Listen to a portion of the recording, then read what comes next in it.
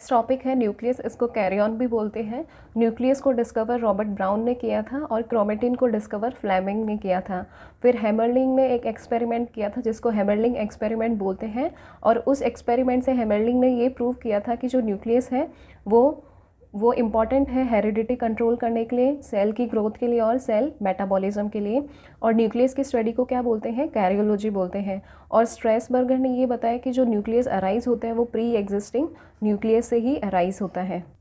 जो mammalian RBC होती हैं उसमें न्यूक्लियस एब्सेंट होता है, बट जो मैमल्स में भी कैमल और लामा होता है उसमें उसकी जो आरबीसी होती है उसमें न्यूक्लियस प्रेजेंट होता है। और आरबीसी मैच्योर आरबीसी के साथ साथ प्लेटलेट्स में भी न्यूक्लियस एब्सेंट होता है। फिर न्यूक्लियस यूकैरियोटिक भी हो सकता है, डाइकैरियोटिक भी हो सकता है और मल्टी कैरियोटिक भी हो सकता है। यूकैरियोटिक मतलब सिर्फ एक न्यूक्लियस प्रेजेंट होता है और डाइकैरियोटिक मतलब दो न्यूक्लियस प्रेजेंट होते हैं। और इसका एग्जांपल क्या है? पैरामीशियम। अपन ने पैरामीशियम पढ़ा था तब देखा था उसमें क्या होता है, दो न्यूक्लियस प्रेजेंट होते हैं, तो इसको अपन क्या बोलते हैं? डाइकैरियोटिक बोलते हैं। फिर मल्टी कैरियोटिक न्यूक्लियस भी प्रेजेंट होते हैं, मतलब बहुत सारे न्यूक्लियस भी प्रेजेंट होते हैं। इस कंडीशन को अपन दो टर्म से डिफाइन कर सकते हैं। तो सिनोसाइटिक मल्टी न्यूक्लिएटेड, जो मल्टी न्यूक्लिएटेड न्यूक्लियस होता है वो सिनोसाइटिक भी हो सकता है और सिंक्शियल भी हो सकता है। सिनोसाइटिक मल्टी कैरियोटिक न्यूक्लियस कहाँ प्रेजेंट होता है? प्रोटिस्ट में प्रेजेंट होता है। और सिंक्शियल कहाँ प्रेजेंट होता है? एनिमल्स में। अगर एनिमल्स में प्रेजेंट होगा मल्टी कैरियोटिक न्यूक्लियस उसको अपन सिंक्शियल बोलेंगे, और प्रोटिस्ट में प्रेजेंट होगा उसको अपन सिनोसाइटिक बोलेंगे।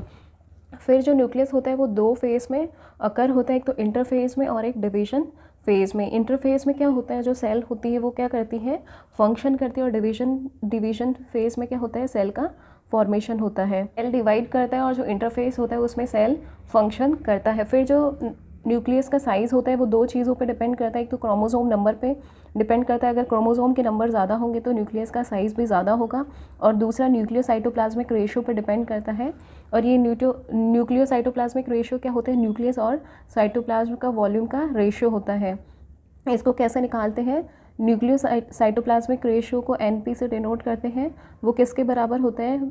जो न्यूक्लियस का वॉल्यूम होता है उसके बराबर होता है, divided by volume of cytoplasm minus volume of nucleus. तो साइटोप्लाज्म के वॉल्यूम में से न्यूक्लियस का वॉल्यूम अगर माइनस कर दें और ऊपर क्या है? वॉल्यूम ऑफ न्यूक्लियस, तो इन दोनों को डिवाइड करें तो क्या निकलता है? Nucleocytoplasmic ratio. और ये क्या डिफाइन करता है? न्यूक्लियस की साइज़ को डिफाइन करता है। न्यूक्लियस के स्ट्रक्चर की बात करें तो न्यूक्लियस के स्ट्रक्चर में जो आउटर मोस्ट लेयर होती है उसको न्यूक्लियर मेम्ब्रेन या कार्योथिका बोलते हैं। फिर उसमें जो साइटोप्लाज्म होता है उसको क्या बोलते हैं? न्यूक्लियोप्लाज्म बोलते हैं, कैरियोलिम्फ बोलते हैं। फिर इसमें क्या प्रेजेंट होता है? क्रोमेटिन नेट प्रेजेंट होता है और न्यूक्लियोलस प्रेजेंट होता है, जिसको लिटिल न्यूक्लियस या फिर राइबोसोम फैक्ट्री भी बोलते हैं। जो आउटर मोस्ट कवरिंग होती है इसको न्यूक्लियर मेम्ब्रेन या कैरियोथिका बोलते हैं। ये डबल मेम्ब्रेन होती है। जो आउटर मोस्ट लेयर होती है न्यूक्लियर मेम्ब्रेन की वो क्या होती है? वहाँ पे राइबोसोम प्रेजेंट होते हैं और पोर्स प्रेजेंट होते हैं। और यहाँ पे जो RNA और प्रोटीन होता है वो इनर मेम्ब्रेन के बजाय आउटर मेम्ब्रेन में ज़्यादा होता है। इनर मेम्ब्रेन की बात करें तो इनर मेम्ब्रेन में कुछ इलेक्ट्रॉन रिच प्रोटीन प्रेजेंट होते हैं जिनको क्या बोलते हैं? फाइब्रस लेमिना बोलते हैं। फिर न्यूक्लियर मेम्ब्रेन की बात करें तो इसके जो फंक्शन है वो क्या है? ये न्यूक्लियर पोर के थ्रू एक्सचेंज करता है, एक्टिव ट्रांसपोर्ट करता है और ब्लबिंग करता है। ब्लबिंग से अपन ने क्या देखा था? जो एंडोप्लाज्मिक का स्ट्रक्चर होता है वो क्या होता है? ब्लबिंग से अराइज होता है। फिर जो न्यूक्लियर मेम्ब्रेन होती है वो प्रोफेज में डिसअपियर हो जाती है और अगेन टीलोफेज में रीअपियर हो जाती है। फिर नेक्स्ट न्यूक्लियोप्लाज्म प्रेजेंट होते हैं, इसको कैरियोलिम्फ भी बोलते हैं। और यहाँ पे क्या प्रेजेंट होते हैं? एंजाइम्स और प्रोटीन प्रेजेंट होते हैं DNA रेप्लिकेशन के लिए, RNA सिंथेसिस के लिए और राइबोसोम सिंथेसिस के लिए। उसके साथ साथ यहाँ पे क्रोमेटिन नेट प्रेजेंट होता है और न्यूक्लियोलस प्रेजेंट होता है। नेक्स्ट है क्रोमेटिन नेट। ये क्रोमेटिन नेट कहाँ प्रेजेंट होता है? जो न्यूक्लियोप्लाज्म होता है वहीं पे प्रेजेंट होता है। और ये क्रोमेटिन नेट जो टर्म है वो किसने दिया था? फ्लेमिंग ने दिया था। क्रोमेटिन नेट क्या होता है? ये न्यूक्लियर प्रोटीन के फाइबर्स का नेटवर्क होता है जो न्यूक्लियोप्लाज्म में प्रेजेंट होता है। और यहाँ पे कुछ ट्विस्टेड फिलामेंट्स भी प्रेजेंट होते हैं जिनको क्रोमोनिमेटा बोलते हैं। और ये जो क्रोमेटिन है वो किस किस से बना होता है? DNA और हिस्टोन से बना हुआ होता है। क्रोमेटिन किससे बना होता है? DNA और हिस्टोन से बना हुआ होता है। जैसे ये स्ट्रक्चर दिख रहा है, ये क्रोमेटिन का स्ट्रक्चर दिख रहा है, ये इसमें क्या है? ये DNA स्ट्रैंड है और ये क्या है? ये हिस्टोन प्रोटीन है। तो ये किसका स्ट्रक्चर है? ये क्रोमेटिन का स्ट्रक्चर है। और ये क्रोमेटिन का जो स्ट्रक्चर है किससे बना हुआ होता है? डीएनए स्ट्रैंड से बना होता है और हिस्टोन प्रोटीन से बना हुआ होता है। और यहाँ पे जो हिस्टोन होते हैं वो 8 histone molecule 8 histone protein present होते हैं और इसको अपन क्या बोलते हैं? ऑक्टामर बोलते हैं। तो ये डीएनए और हिस्टोन प्रोटीन का कॉम्प्लेक्स होता है क्रोमेटिन। और ये क्रोमेटिन फाइबर होते हैं, इनमें क्या होती है? जेनेटिक इन्फॉर्मेशन होती है और सेल डिवीजन के टाइम यही क्रोमेटिन कंडेंस होकर क्रोमोसोम का फॉर्मेशन करते हैं। और सेल डिवीजन के टाइम न्यूक्लियस की जगह क्या दिखाई देता है? क्रोमोसोम दिखाई देता है। और क्रोमेटिन की बात करें तो इसमें क्या होता है? डीएनए प्रेजेंट होता है और हिस्टोन प्रोटीन प्रेजेंट होता है। हिस्टोन प्रोटीन इसमें 36% होता है और हिस्टोन प्रोटीन क्या होता है? बेसिक प्रोटीन होता है। 2 तरह के प्रोटीन प्रेजेंट होते हैं, एक तो बेसिक प्रोटीन होते हैं और एक क्या होते हैं? एसिडिक प्रोटीन होते हैं। तो जो बेसिक प्रोटीन होते हैं वो कौन से होते हैं? हिस्टोन प्रोटीन होते हैं। और ये जो हिस्टोन प्रोटीन होता है वो आर्जिनिन और लाइसिन अमीनो एसिड का बना हुआ होता है। और आर्जिनिन और लाइसिन अमीनो एसिड के बेसिस पे 5 तरह के हिस्टोन प्रोटीन होते हैं, H2A, H2B, H3, H4 और H1। और जो नॉन हिस्टोन प्रोटीन होते हैं वो क्या होते हैं? एसिडिक प्रोटीन होते हैं। और ये किससे बने हुए होते हैं? ट्रिप्टोफैन और टायरोसिन से बने हुए होते हैं। तो 2 तरह के प्रोटीन कौन से होते हैं? बेसिक प्रोटीन होते हैं और एसिडिक प्रोटीन होते हैं। बेसिक जो प्रोटीन है वो हिस्टोन है, आर्जिनिन और लाइसिन से बना। और जो एसिडिक प्रोटीन है वो नॉन हिस्टोन प्रोटीन है जो ट्रिप्टोफैन और टायरोसिन से बना हुआ होता है। तो ये अपन ने देखा जो क्रोमेटिन होता है वो डीएनए और हिस्टोन से बना हुआ होता है। और यहाँ जो हिस्टोन होता है वो क्या होता है? ऑक्टामर के फॉर्म में प्रेजेंट होता है और वो बेसिक प्रोटीन होता है और आर्जिनिन और लाइसिन से बना हुआ होता है। फेस के टाइम जो क्रोमेटिन होता है वो 2 टाइप में डिफ्रेंशिएट हो जाता है, एक तो यू क्रोमेटिन और एक हेट्रो क्रोमेटिन। जो यू क्रोमेटिन होता है वो क्या होता है? डिफ्यूज्ड होता है, उसकी वजह से वो लाइट स्टेन्ड होता है और इसमें लेस हिस्टोन प्रोटीन प्रेजेंट होता है। और ये इसमें ट्रांसक्रिप्शन हो सकता है, ये जेनेटिकली ज़्यादा एक्टिव होता है और इसमें ट्रांसक्रिप्शन हो सकता है। इसका मतलब इसमें एमआरएनए सिंथेसिस हो सकता है और ये न्यूक्लियस के सेंट्रल पार्ट में लाई करता है। और ये जो एस फेस होता है उसके अर्ली जो एस फेस होता है उसमें रेप्लिकेट होता है।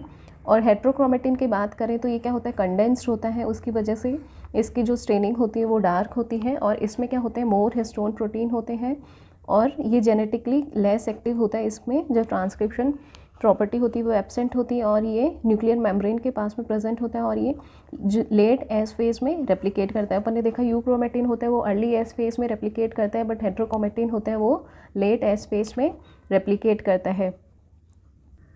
जो हेट्रोक्रोमेटिन होता है वो भी फर्दर 2 तरह का होता है, एक तो कंस्टिट्यूटिव हेट्रोक्रोमेटिन होता है, एक फैकल्टेटिव हेट्रोक्रोमेटिन होता है। कंस्टिट्यूटिव हेट्रोक्रोमेटिन को ऑर्गेनाइजर हेट्रोक्रोमेटिन भी बोलते हैं और ये क्या होता है? परमानेंटली इनएक्टिव होता है और सभी सेल्स में प्रेजेंट होता है। इसका एग्जांपल देखें तो जो सेंट्रोमेरिक रीजन में जो क्रोमेटिन प्रेजेंट होते हैं वो कंस्टिट्यूटिव हेट्रोक्रोमेटिन के एग्जांपल होते हैं। फिर फैकल्टेटिव हेट्रोक्रोमेटिन होते हैं, ये कुछ ही सेल्स में प्रेजेंट होते हैं और कुछ ही स्टेजेस में प्रेजेंट होते हैं और ये कभी एक्टिव होते हैं वापस इनएक्टिव होते हैं, कभी एक्टिव होते हैं वापस इनएक्टिव होते हैं। और इसका एग्जांपल होता है बार बॉडी।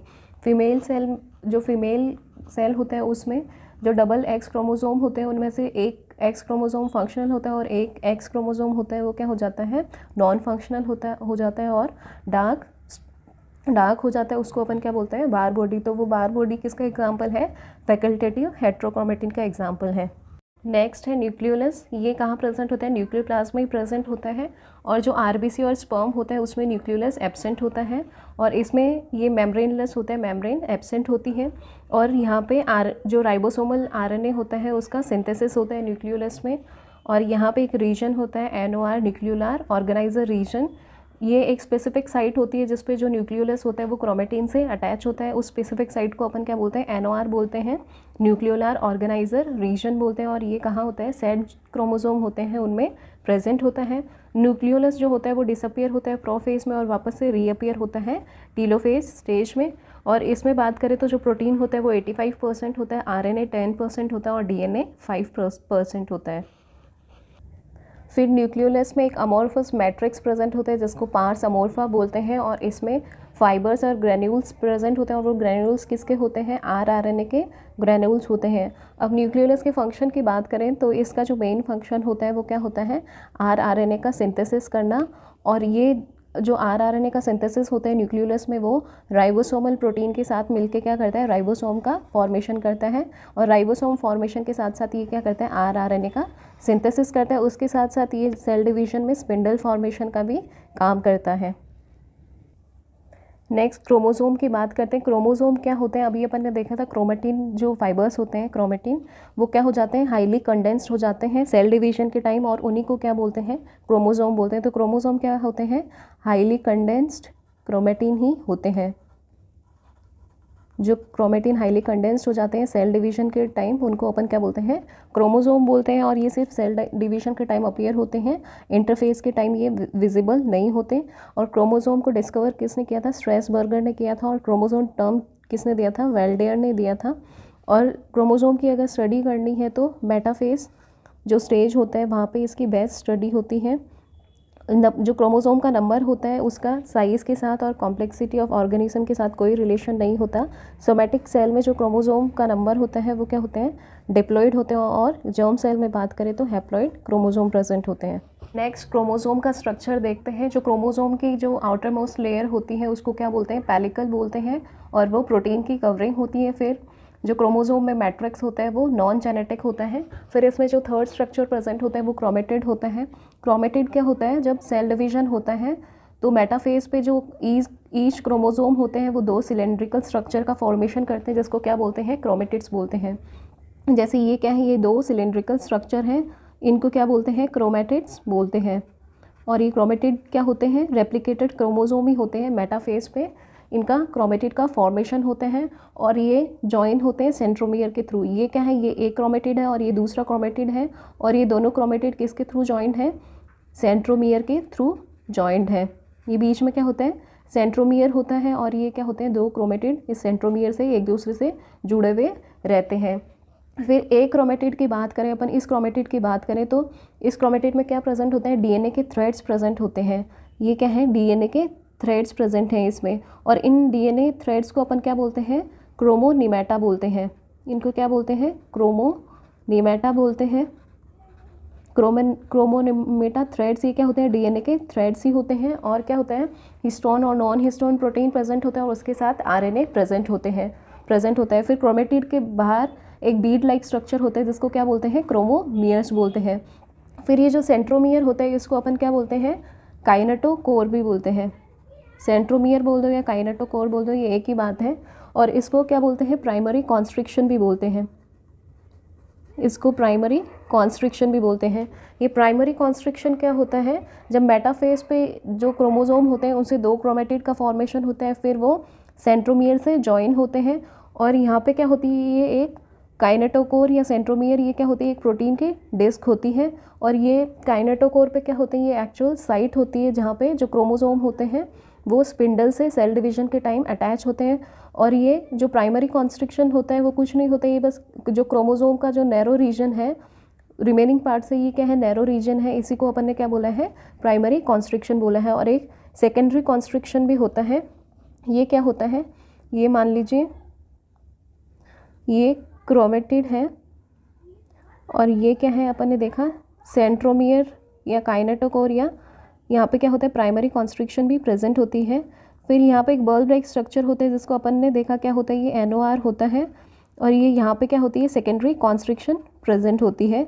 और ये जो स्ट्रक्चर होता है एनओआर सेकेंडरी कॉन्स्ट्रिक्शन, ये कहाँ प्रेजेंट होते हैं, सेट क्रोमोसोम में प्रेजेंट होते हैं। और ह्यूमन की बात करें तो ह्यूमन में सेट क्रोमोसोम कौन कौन से होते हैं, 13, 14, 15, 21 और 22 नंबर के जो क्रोमोसोम होते हैं उनको अपन क्या बोलते हैं, सेट क्रोमोसोम बोलते हैं। और ये जो सेकेंडरी कॉन्स्ट्रिक्शन होता है ये नॉन स्ट्रेनिंग होता है और इसी को क्या बोलते हैं, एनओआर रीजन भी बोलते हैं। और जो सेट क्रोमोसोम होते हैं वो कौन से होते हैं, 13, 14, 15, 21 और 22। और ये जो सेट क्रोमोसोम होते हैं उनका काम क्या होता है, ये न्यूक्लियोलस के फॉर्मेशन में हेल्प करते हैं।